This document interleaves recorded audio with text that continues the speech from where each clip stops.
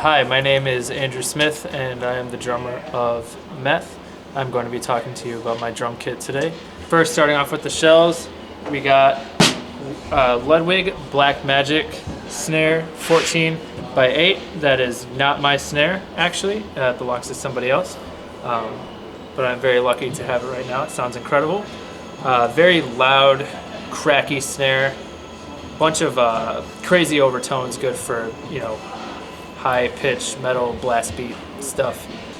I'm kind of rotating between a bunch of snares right now. I'm trying to find a new one. Right now I have some unknown Tama 14 by 6.5 brass snare. I don't know what line it's from or anything like that. For this project in particular, I'm just looking for high-pitched, ringy, cracky, aggressive snare tone. The toms and bass drum here are all CNC Player Date 1 drums. They are maple, Luan maple, I believe. This is a 13 by 7 rack tom. This is a 16 by 16 floor tom. This is a 24 by 14 bass drum. These are not custom, actually. The Player Date line is a line of drums that they sell retail.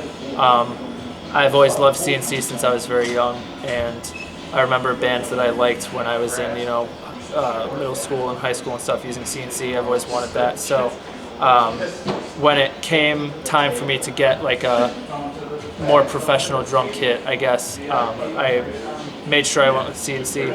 I knew they would make a product that I would want. And so I bought this from Chicago Music Exchange, and I've always just really liked their vintage style sounding drums. I think that oftentimes these drums are meant for certain genres of music that require a darker sound. I think that they are applicable to kind of everything though. I think they've served this project very well. For the snare, I have a Remo. I use all Remo heads first and foremost. So this one is a Remo Controlled Sound X coated top, and just a Remo snare side resonant head on the bottom. Top head here I have Remo Emperors. On the bottom I have Remo Ambassadors.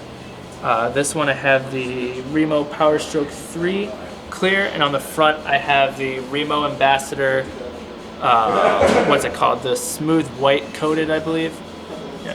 So for my hi-hats I have a kind of a hodgepodge actually. I have a Zildjian A-series from the 70s or 80s top that I bought at a music store out of necessity kind of deal. And then on the bottom I have a A-series Master Sound. Right here I have a 20-inch Zildjian A-series Crash Ride. Here I have the famous Zildjian Mega Bell Ride. Very bright, very pingy, crazy sounding thing here. Here I have my favorite cymbal of all time, the Zildjian K Custom Dark Ride 22-inch and Zildjian 20-inch Oriental China. This cymbal for this project I think is the biggest, necessity for this project. I wanted something very pingy, very heavy sounding, something that can cut very easily, and the bell on this is so massive it can cut through anything. I've heard several mixes of live shows and things where you can basically hear nothing except this bell. It's so unbelievably loud. For my crashes, I usually like stuff that's a bit heavier in weight. They usually ring a bit longer, and I kind of like slight overtones meshing together and that kind of stuff with these bigger, darker cymbals.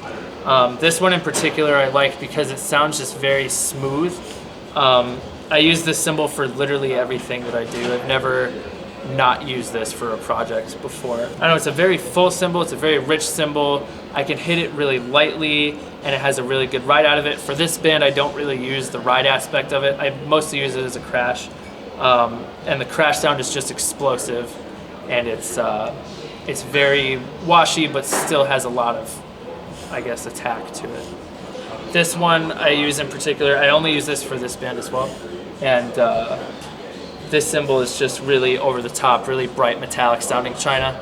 And then this is sort of just like a utilitarian kind of crash cymbal that I have. I've been going through several different crashes over the years, and I like this one a lot because it's a crash ride, so I have less likelihood of breaking it. And it is like a little deeper in terms of its tone since it is a crash ride. And I can kind of like beat it up more, I guess, since it does have that weight to it. I use DW 9000 everything except for this snare stand and the snare stand holding this tom. I think DW make really incredible products, and they're very heavy duty and very reliable. This pedal I actually just got very recently, and I love how unbelievably smooth this pedal is. Like, it is. I've never played a pedal that's this smooth. I transitioned from a Pearl Demon pedal or whatever, and I just hated like all the small tweaks you can make and that kind of stuff. And like, I don't like direct drive very much, I learned. So when I switched back to chain, I went for the best pedal that at least I believe that there is. And it is suitable for everything that I do. It's extremely smooth, and I get everything that I want out of it. It's very easy to play, you know, and I can play fast, play slow, play everything, and I still get all the really hard hits out of it, I guess. And I have no fear of breaking that as well, because it's a very strong-made, heavy-duty, quality product. So sticks, right now I have these Vader Los Angeles 5, well, this is actually a 5A, 5B mix, I guess. I kind of have like all these different drumsticks mixed together right now. I usually use the Vic Firth Danny Carey signature sticks. I broke all my last ones just at the Audio Tree session we just did. So I kind of just have all these backup sticks left, and it's kind of just like a mix mash of sticks. But I usually use the Danny Carey signatures. They're incredible sticks. They have these like really nice tapers so that the backs are really heavy, and it makes for like a really nice rebound when doing fast fills or blast beats or whatever you might be doing. This throne, I actually don't know what company it is, but it was my dad's when he played drums in his youth, and he passed down a bunch of stuff to me when I was younger. I don't use a lot of it anymore, but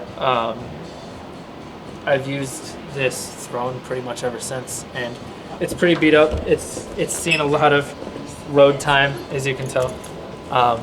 It's been to many houses, many venues all over the country. So yeah, but I'm not quite sure what it is, so I can't really make a recommendation. It doesn't have any labels or anything on it. And then I have Roland SPDSX here running click track and backing tracks, which gets sent to this mixer down here. This mixer routes out to the house, and yeah, that's pretty much that. This mixer is the Behringer Xenix, I think it's a 802. It's the Q802 Behringer Xenix mixer. I was recommended these by everybody on the internet when I started looking up, you know, how to do click tracks and all that kind of stuff. This was the thing everybody says, get a shitty Behringer mixer, so I went ahead and did that. And Roland SPDSX I have because I know it to be the kind of the quintessential sample pad. It can store everything as long as I want, you know, as loud as I want, as many things as I want, granted that I set it up in the proper manner. You know, this thing is, it's pretty endless, it's pretty limitless in terms of what you can do with it. So, yeah, and then I have the Shure, I use Shure SE215s. They're pretty much the industry standard as far as in-ears go. They're pretty cheap, and I was able to receive these as a gift as well, so came in pretty conveniently there. They sound great at any volume. I crank the click and all that stuff pretty high, just so that I make sure that I can hear it, and it handles all that volume well. No distortion, no clipping, no nothing. Like, they've been perfect for as long as I've been using them, and I've been using them for probably like 7-8 months at this point. So yeah, they've been great. Meth are about to embark on a tour with Greet Death. It is from today throughout the next week or so, and if you live in one of the cities that we are visiting, make sure to come check us out. Also come and check out our album Mother of Red Light that was released back in August. We're still touring on that pretty hard and plugging that pretty hard. So, you know, go check it out. Go listen to it. It's on Facebook, Bandcamp. You know where to go.